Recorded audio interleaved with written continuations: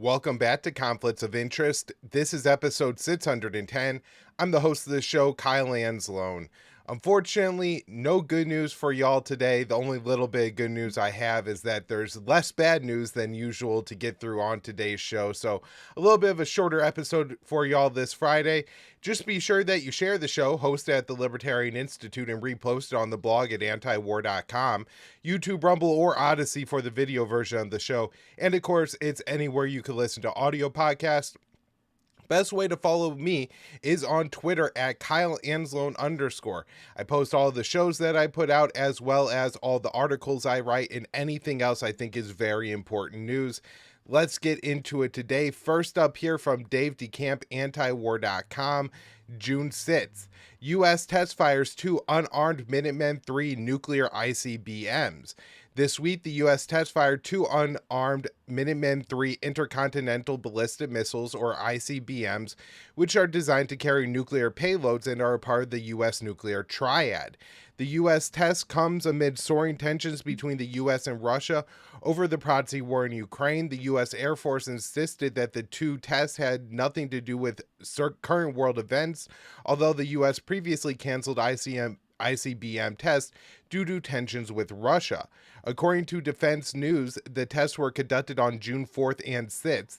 The ICBMs were launched from the Vandenberg Space Force Base in California, and both the Air Force and Space Force were involved in the test.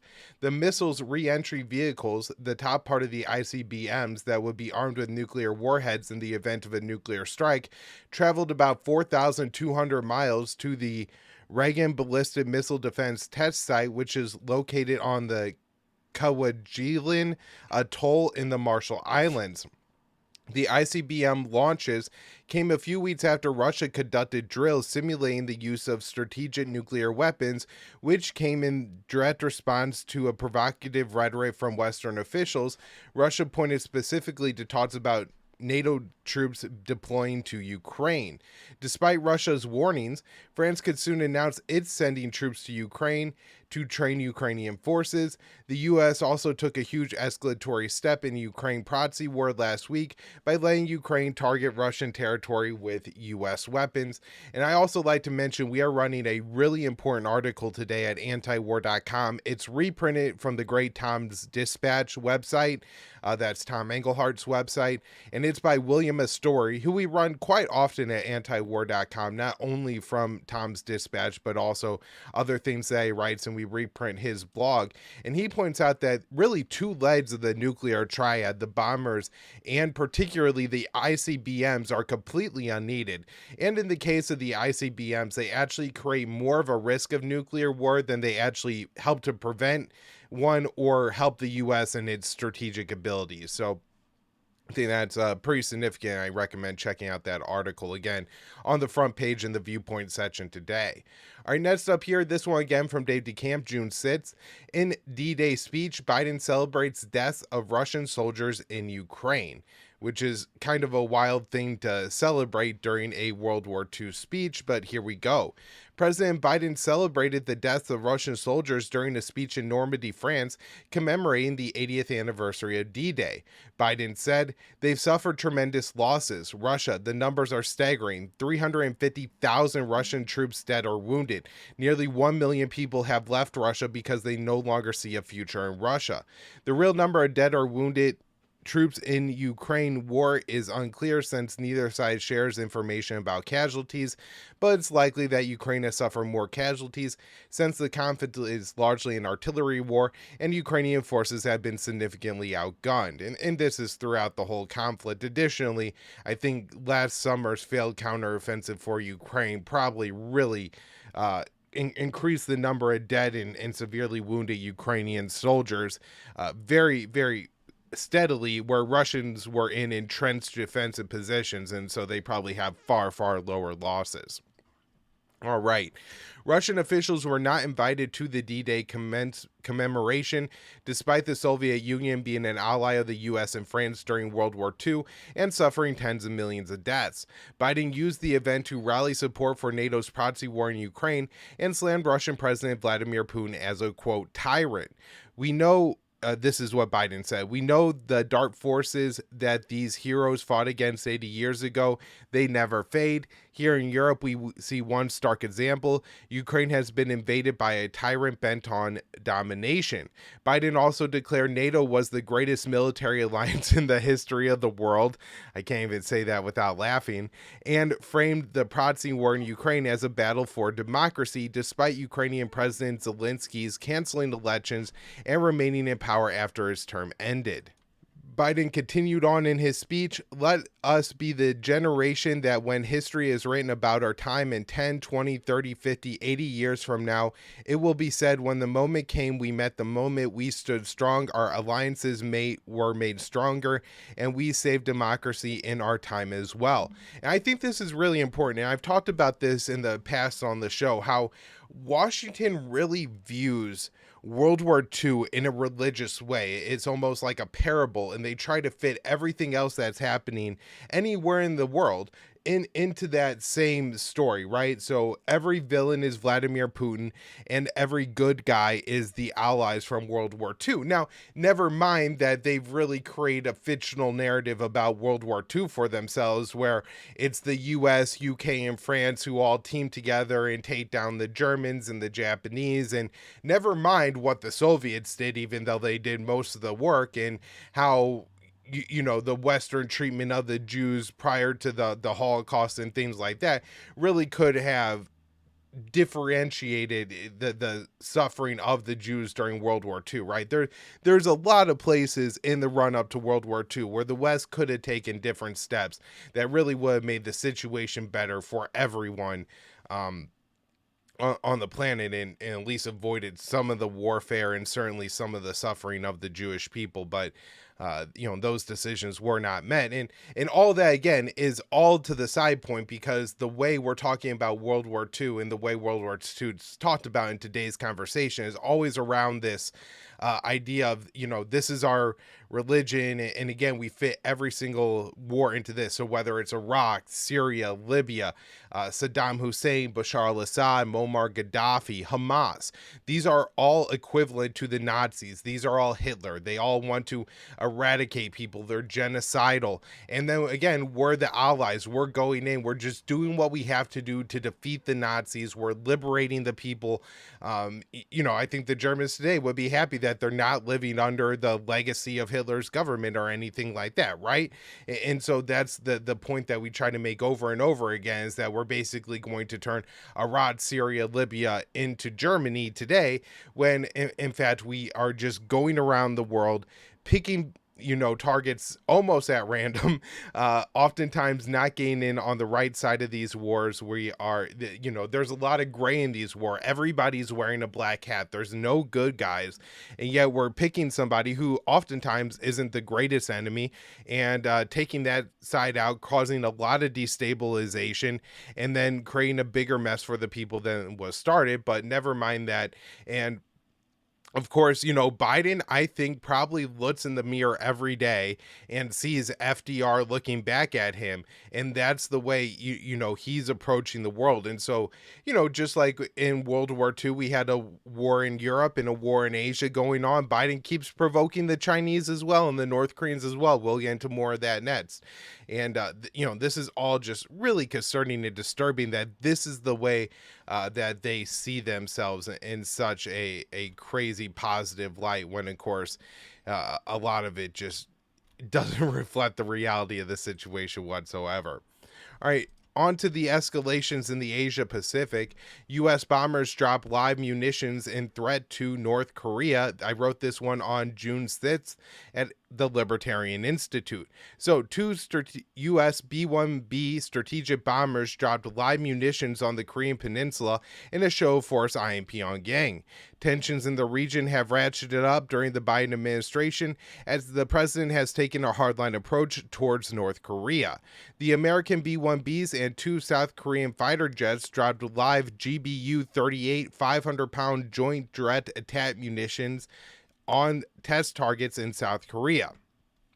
So Lieutenant General David Iverson, U.S. Force Korea Deputy Commander and 7th Air Force Commander, said The training showcases the incredible capabilities of our combined forces to simultaneously strike multiple targets in contested environments, the tremendous capabilities of the Republic of Korea and U.S. air power is overwhelming asymmetric warfighting advantages for our combined force that adversaries cannot match. The press release from the Pentagon explained that the B-1Bs carries the largest conventional payload of both guided and unguided weapons in the U.S. Air Force inventory and can rapidly deliver massive quantities of precision and non-precision munitions against any adversary anywhere in the world at any time.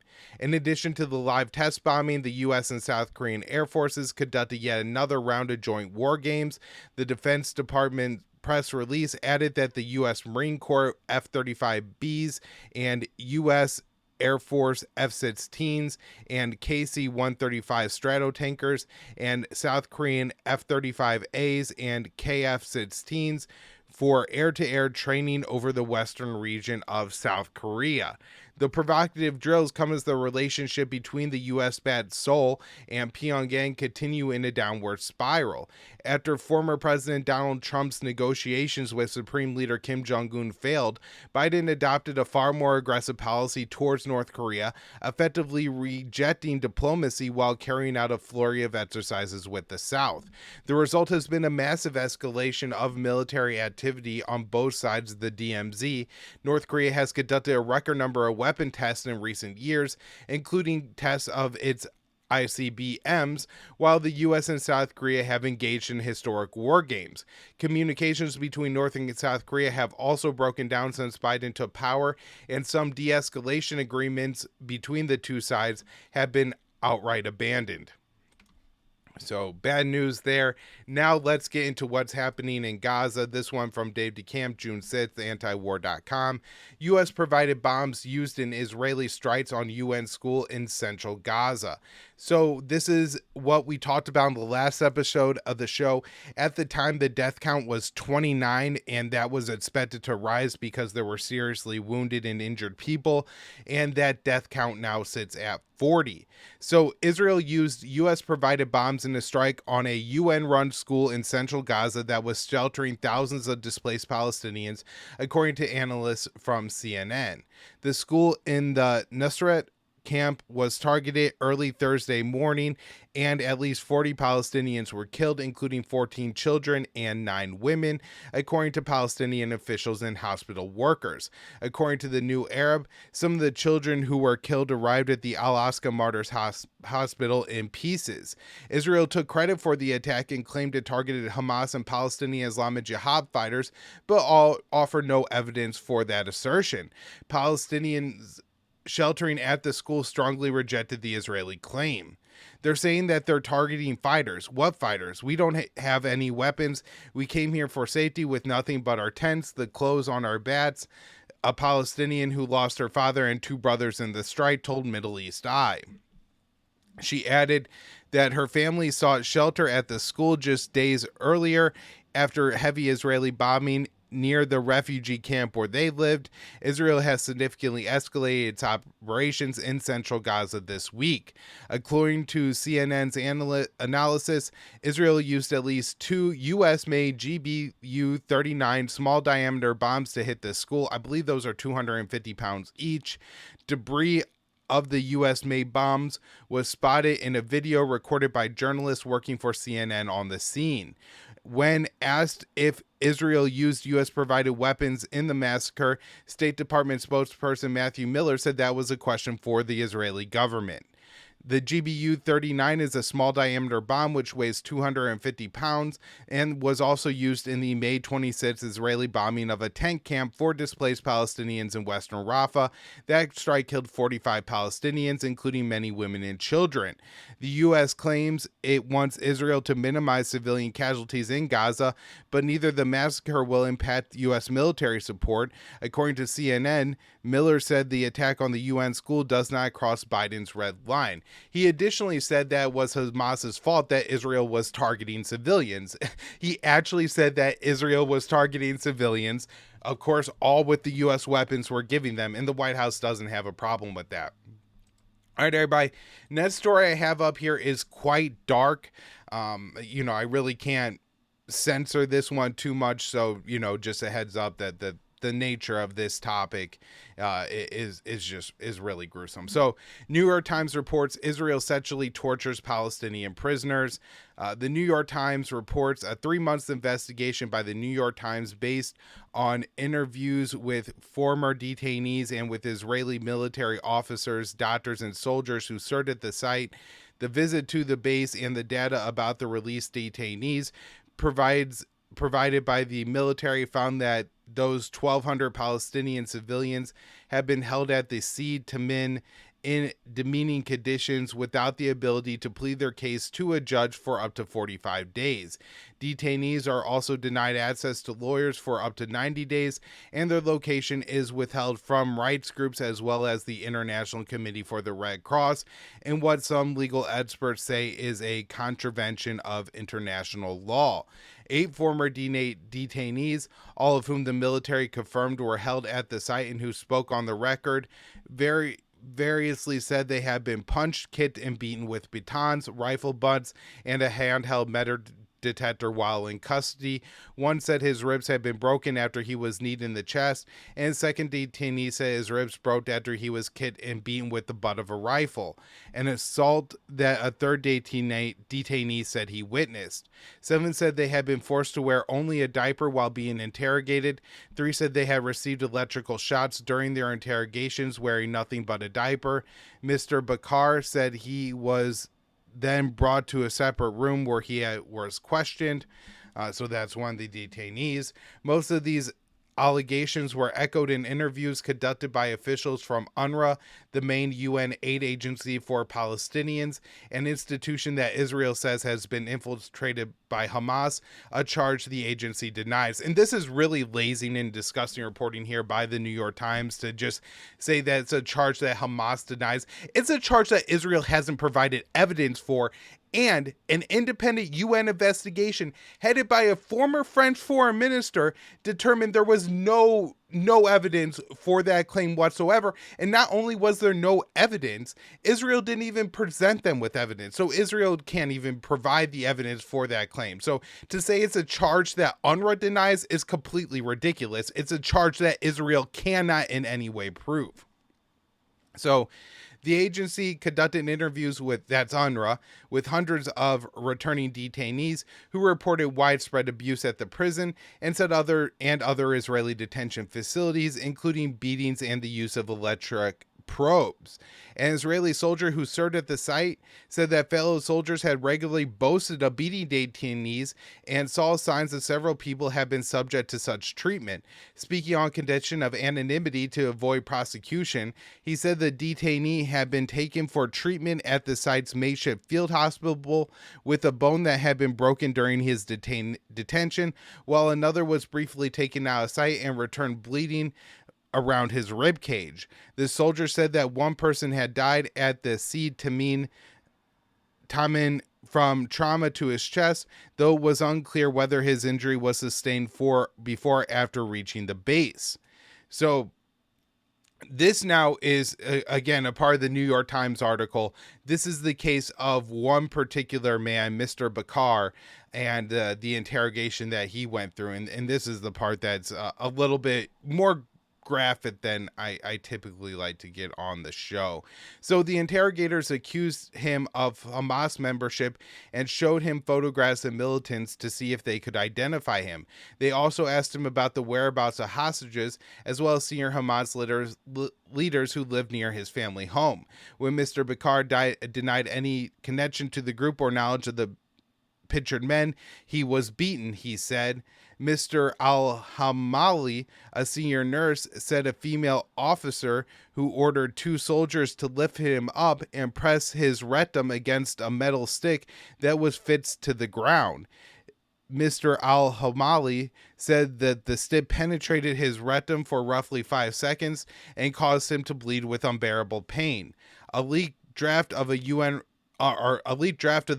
report detailed an interview which gave a similar account. It cited a 41-year-old detainee that said interrogators made me sit on something like a hot metal stick and it felt like fire. Also, he said another detainee died after they put an electric stick up his anus. The detainee recalled being forced to sit on a chair wired with electricity. He said he was shot so often that after initially urinating uncontrollably, he then stopped urinating for several days. He said he too had been forced to wear nothing but a diaper to stop him from soiling on the floor. And so, I mean, it's just absolutely disgusting and horrific. Again, I don't necessarily like getting into that much graphic detail. At the same time, some of this stuff does need to come out and need to be said. All right, this one a little bit less disturbing, although, just throwing away money. Gaza pier repairs will cost U.S. military at least $22 million. The repairs to the U.S.-built pier that was damaged off the coast of Gaza will cost at least $22 million, the Washington Post reported on Thursday, citing two Pentagon officials. The U.S. military is currently working to repair the pier in the Israeli port of Ashdod, and the total cost could rise as high as $28 million. The pier broke apart due to heavy seas as it was not capable of handling waves bigger than 1 or 2 feet. While the repairs have a huge price tag, the Pentagon also said the estimate of the overall cost of the project has been lowered from about $320 million to $230 million. The Pentagon spokeswoman Sabrina Singh said at least some of the repair costs were factored into the new estimate. According to the Post, the new estimate is lower than expected expenses for contracted vehicles and drivers, and Britain's contribution to the military vessels to house U.S. troops involved in the operation. Have to imagine, too, that you are contracting less drivers if the pier isn't actually delivering any more aid to Gaza.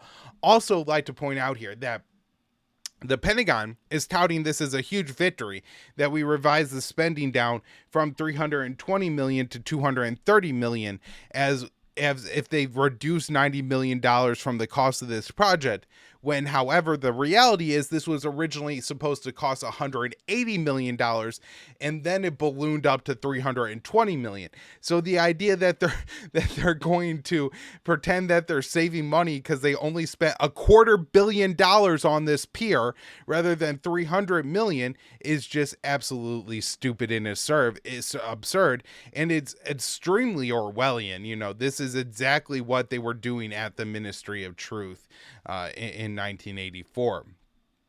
So, despite the disastrous start, the Pentagon is looking to reconnect the pier to Gaza's shoreline later this week.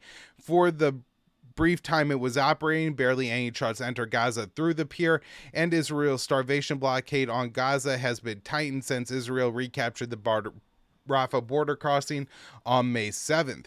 President Biden ordered construction of the pier instead of pressuring Israel to open more land border crossings, which is by far the most efficient way to get more aid into Gaza. According to a report from the Jerusalem Post, the idea to build the pier actually came from the Israeli Prime Minister Benjamin Netanyahu, who proposed it to the Cyprus president in October. A reporter for Israel's Khan News said in March that during a meeting of the Knesset Foreign Affairs and Security Committee, Netanyahu suggested the pier could be used to remove Palestinians from Gaza. Next up, this one is kind of interesting. Trump complains about Israel lobby losing influence in Congress. So former President Donald Trump complained in an interview with Fox News' Sean Hannity about the Israel lobby not having as much influence over Congress as it once did, and vowed he would be a staunch supporter of Israel if reelected. Trump said, Israel was the most powerful lobby in the country 15 years ago. Today, between Tlaib and AOC and all these people, what they're doing, Israel, they don't have the backing they once had. Hannity asked Trump if he would back Israel, and the former president replied, I'm good, but I don't think they have the backing. Like, the former president then went on to claim that Senate Majority Leader Chuck Schumer has become like a Palestinian over his calls for an election in Israel. Trump says Schumer, he's become like a Palestinian. Chuck Schumer, Jewish, always strong for Israel, he's become like a Palestinian, Trump said. Trump made similar comments about Israel's influence in Congress in an interview with Israel Hayam back in March. That's an Israeli outlet. He said some 15 years ago, Israel had the strongest lobby. If you were a politician, you couldn't say anything bad about Israel. That would be the end of your political career, he said. And, he was lamenting that that wasn't the case in Washington anymore. In the Hannity interview, the former president also claimed that there are people who deny Hamas's October 7th attack on Israel never happened. I have people telling me they don't think the attack ever happened, he said. Trump also reiterated that he thinks Israel needs to finish the job in Gaza and signaled he would give Israel whatever it wants to continue the slaughter of Palestinians and the destruction of the Strip. He said, they have to finish the job. Israel has to finish the job. They have to finish it quickly, strongly. It's taking too long. They have to finish the job. When he was president, Trump was extremely pro-Israel and carried out policies to support Israel's claim to occupied land, which has all played a role in the escalating tensions between Israel and the Palestinians. His administration recognized the Golan Heights as Israeli territory and declared that illegal Israeli settlements in the West Bank do not violate international law. Trump's administration moved the U.S. Embassy from Tel Aviv to Jerusalem and unveiled the so-called peace plan that would have seen Israel annex large swaths of the West Bank. Trump also brokered the Abraham Accords, which resulted in Israel normalizing ties with the UAE and Bahrain. And Morocco. Jared Kushner, who was Trump's point man on Israel, recently said Gaza's waterfront property could be very valuable. So that, if Trump gets elected, I don't think the situation for the Palestinians improves all that much. Now, it'll be interesting to see what happens politically within the U.S., what the liberals do if, Trump really, really embraces Israel and the anti-Trump crowd is still as anti-Trump as they were in the first administration. Then, maybe they really start to protest against what Trump's doing in Israel. And, we've seen that they've been able to move Trump. It seems like, Trump was a little bit easier to move for the people than Biden has been. And so maybe that's something that we could hope for, because Trump's polling numbers are looking pretty decent here. All right, next up, Israeli soldier killed, 9 wounded in Lebanon Hezbollah drone strike. So as a result of Hezbollah's drone strike against Israeli troops in northern Israel, it is now reported that at least one soldier, a reserve sergeant, has died of his injuries. The strike took place in the area of Upper Galilee. 9 of the soldiers were reported wounded in the attack, which took place on Wednesday near the Israel-Lebanon border. Hezbollah carried out several drone and rocket attacks across northern Israel that day, causing casualties and inflicting damage on multiple Israeli military sites. Israel responded, as it often does, by carrying out heavy airstrikes against southern Lebanon, hitting buildings in towns and villages across the area. One strike hit and damaged a house. Another strike was reported on a road, destroying a 3-story building and heavily damaging nearby buildings. There were also no reports as to why the building was targeted in the first place. And so the tensions between Israel and Gaza continue to escalate. Last up here, this one, Jason Ditt's antiwar.com, June 6th.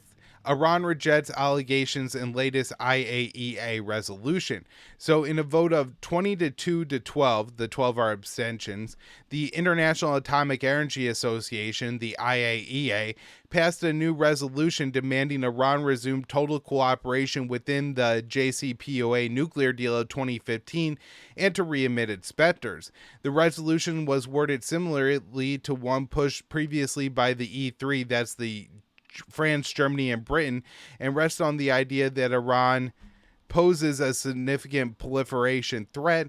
China and Russia voted against the resolution. The Biden administration expressed concern over the resolution's warning, commenting that the U.S. did not want to back an unenforceable resolution and warned it might prompt Iran to further escalate the situation. Despite this, the U.S. voted in favor of the resolution. The E3 followed up the vote with a letter demanding Iran halt its nuclear escalation. They also demanded that Iran never again attempt to produce uranium metal, trying to spin that as a step towards weaponization. In reality, Iran's highest enrichment is only up to 60%, far short of the weapons grade level, and even that in redress at never happened, having gotten promised sanctions relief under the JCPOA. So Iran is doing all this because initially it entered into this nuclear deal, and then Trump unilaterally broke the deal. And so since, Iran has been escalating its civilian nuclear program to try to incentivize the U.S. into removing the sanctions on Iran in return for Iran returning to the deal. Of course, unfortunately, that hasn't happened during the Biden administration, and if Trump comes back into office, it's hard to imagine it happening then. All right, everybody, thank you so much for tuning in today. I'll be back with more later in the week.